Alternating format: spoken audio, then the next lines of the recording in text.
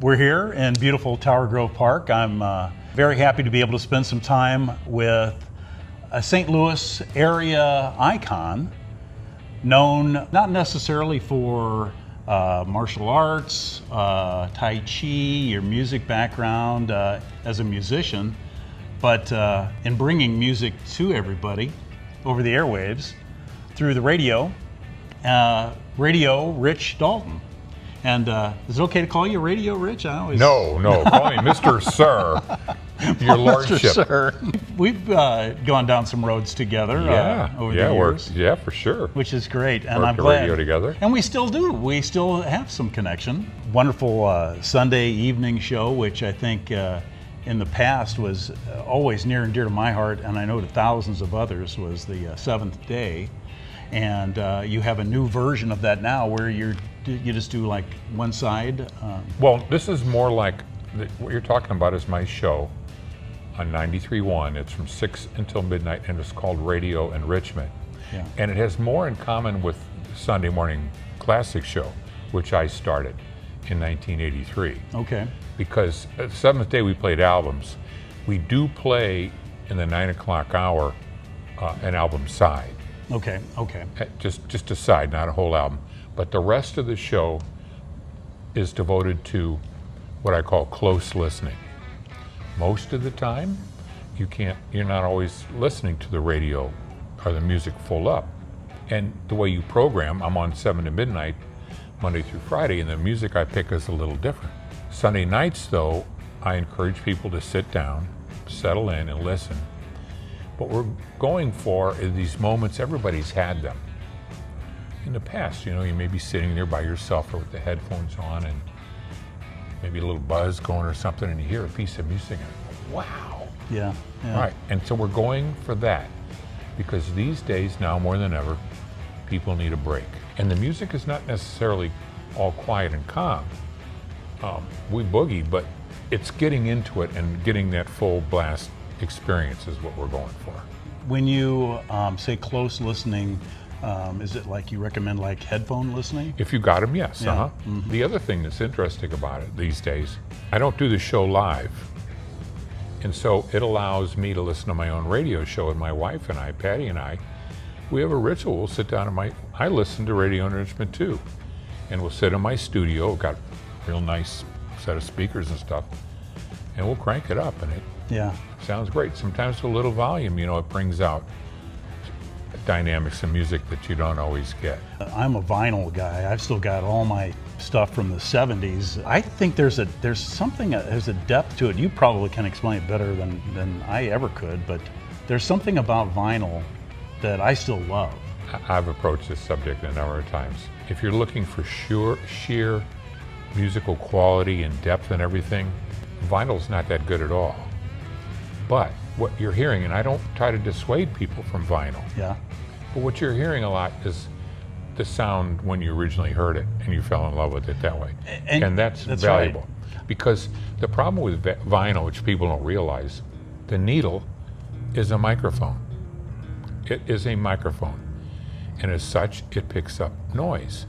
It can pick up rumble from the turntable. If the record is a little scratchy. Now, not only that, what people don't realize is when you record something, you have to master it for vinyl. Whenever they master tapes or whatever it is for vinyl, they have to do things, they kind of restrict the bass and things like that. You can look also at an album and you'll notice differences in the grooves. Mm-hmm. Well, at certain cases when there's something loud going on, they'll widen the grooves a little bit so that the needle doesn't skip.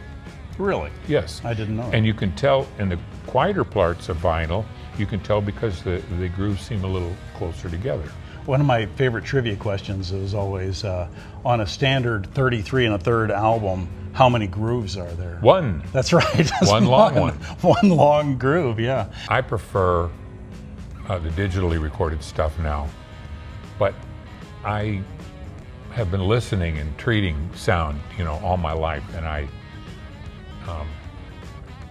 like little revelations would be when the Beatles CDs came out, and I heard them, and they were so much better. There was so much more that wasn't on the vinyl. Yeah. And right away I thought, oh man. And Pink Floyd's another one that I hear so many things that I didn't hear before listening to the remastered pieces. You're talking about creativity, and Yeah. we are in Tower Grove Park, and I'm here frequently. And this is a place where you want to come if you want to be creative. This is a place, inspiration makes the best work. More than just skill or knowledge. All the best things come from inspiration. Part of being inspired is being in touch with yourself, being in touch with your soul, your feelings. And a lot of times that means get out in nature, beautiful nature, walk, sit, or whatever, experience it, calm down, and just not necessarily look for anything, you know, other than just open yourself up. I have a friend that has inspired me to take off my socks and shoes and make that connection with the earth. I mean, actually get your feet into that. Grounding. Yeah. There's something to be said for that. I get up in the morning, and while the coffee's brewing, I walk outside my front yard in my bare feet and Yeah. stand there for a while. And yes, if you can, once again, come here from time and take your shoes or lay down on your back. And Yeah.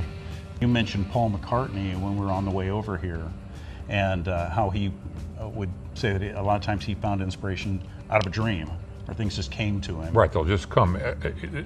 People will talk about some of their greatest works, and they'll always say, man, it just came to me. Yeah. It's just there. And Paul McCartney had a dream one night. He dreamt this song, which turned out to be Yesterday. He said at first he didn't have words, and at first it was scrambled eggs. Yeah, and you never know when inspiration is going to hit.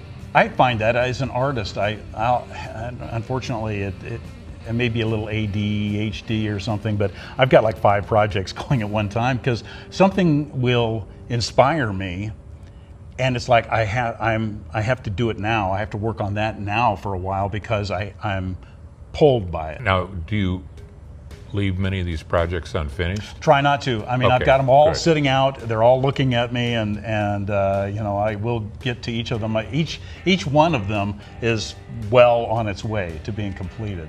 Right, if you don't have a timeline, they have to be in by something. That's a lot Yeah. of times the way to go about it. Well, You want to work on something when you feel like working on it. That's right. What inspires you besides the outdoors? Anything in particular that comes to mind? I try to stay calm, and that you can't get inspired if you're all excited and everything. But nature, beauty, you know, and other people's inspirations and things like that. Yeah, what I just try to do is believe in inspiration and stay open to it and know it can hit at any moment, and hopefully be aware, you know. I've heard, you know, you tell stories about being in bands when you were younger. Do you still play instruments? Do you do anything with that? I started playing guitar. I played piano. My mom was a piano player. I started taking lessons probably 9 or 10. Started playing guitar at 14. Had my high school garage band, the Fourth Row. Frank, one of the guys in the band, he went on and started a band that was quite successful in St. Louis called Nichols. Oh, really? About 84, 85 or so, they decided to revive the Casey Kite Fly. At the time, none of the bands were playing like the old classics. They're all playing newer stuff. Now it's very common, bands playing, but at the time I don't recall. So I called my buddy Frank and said, hey, let's learn a few tunes. We learned like Mama Let 'Em Play, and I forget what else, like played Shanty. Yeah. We might even play Gloria, who knows. We played these old classics. And the band was real good, and I joined them and played with them. And people really loved it. And right away, people started saying, oh man, can you play at our, and we ended up getting gigs, and we ended up playing for, you know, another 20 years or so. But also, after, it was like 30 years, my high school band, the Fourth Row, we got together and played some gigs too. Oh, that's cool. Now, was that the band where you wore the Sgt. Pepper jackets? Yes. We used to go down to Gaslight Square in the day. There was a band playing there called the Almond Joys. Now, we couldn't go in. We were 18, or maybe less than that, 16 or 17, and we couldn't go in. But we'd stand in the window and watch some of these bands, and we realized after a while, if you wanted to talk to them when they take a break, oftentimes they would go out in the back and smoke. The Almond Joys, they had Beatle haircuts, and they playing like Birds and stuff like that. And I wasn't, but one of the guys in the band did have a coat that he put all kinds of buttons on it, a la Sgt. Pepper. So we run around the side to talk to these guys, and two of the guys in the band, the Almond Joys, they were brothers, Dwayne and Greg. Mm-hmm. We talked to them a little bit. Dwayne mentioned something about getting stoned, and I happened to have a little pot in this glass from a medicine called Coricidin. Like a tubular. Yeah, glass tubular. And I gave it to him. Now, years later, I was kind of bowled over to discover that Dwayne Allman, he plays bottleneck guitar. He really preferred and used this Coricidin bottle. Now, later I talked to Greg, and he remembers talking to us, but he thinks he's the one that turned Dwayne. So, I like your version better. I like mine version better. I think the universe sometimes just does that. It helps you find your path a little bit. Yes. When I was still in high school, my senior year, I started going to Broadcast Center. And that kind of... I taught there for a little while. Did you? Yeah. They always guaranteed you a job in the industry, but you didn't know it was 3 in the morning in Egypt. That's true, though. You went there and you could definitely get a job, but like you say, and most likely would be, some small market, Yeah. But that's the way you get started. You want to go there anyway and learn get better. Oh yeah, and the people that I've met, you absolutely included, and the different things that have come my way through the industry, just great. I mean, just wonderful. I think about the musicians that came through the stations. My first week there, we went to see Robert Plant. But then years later, you and I sat and you gave me the CD of, what's her name, Krauss? Alison Krauss. Alison Krauss and Robert Plant, and it was something Sand. Raising Sand. A wonderful CD. Oh, it was so good. You and I sat and listened to it, and it was just, and I've had people that don't like it. But great stuff. Well, a lot of times the very thing that people like about something are the very things that some people don't. Yeah. There's almost nothing that's universal. One of the things that when I got into radio, I thought everybody had this. I thought that they felt what I felt. That when you were playing a song, you could feel whether how the audience was reacting to it or not. My job, I was directing the flow. And at first I thought everybody had that when they were on the air. But they had it, but I guess they never realized it, never did anything to develop it. But I always thought that was one of the things that differentiated me, and why also it was always very important to me to be able to pick music. And it's funny that you say that, because it makes me think of a time I was listening to and then went in and talked to a friend of ours, John Hewlett, who introduced a band. He said, this is something new from the band Wolfmother. And he goes, I hate these guys. And he played the song. And I went in and I'm like, why would you do that? Why don't you just, he goes, that's why you could never be a good DJ, because you would only play the things that you like, You don't want to say you don't like it. Yeah. You can play it. But I learned early on, you don't want to knock a group or knock music. Yeah. It didn't serve. Well, you're not serving your listening audience really by it was okay that he played that. it. Yeah. Because I play stuff, of course, that I don't necessarily prefer, but I know from experience that other people do. No, you're right though. It's like you think you're connecting, but everybody's got their own kind of sphere of music that they love or things that they connect with, and it doesn't always connect with everybody else, even though you want it to. You don't want everybody to be the same. That's right. I've know? made art, and I've had people walk up and say, "What is that?" You know, or Yeah.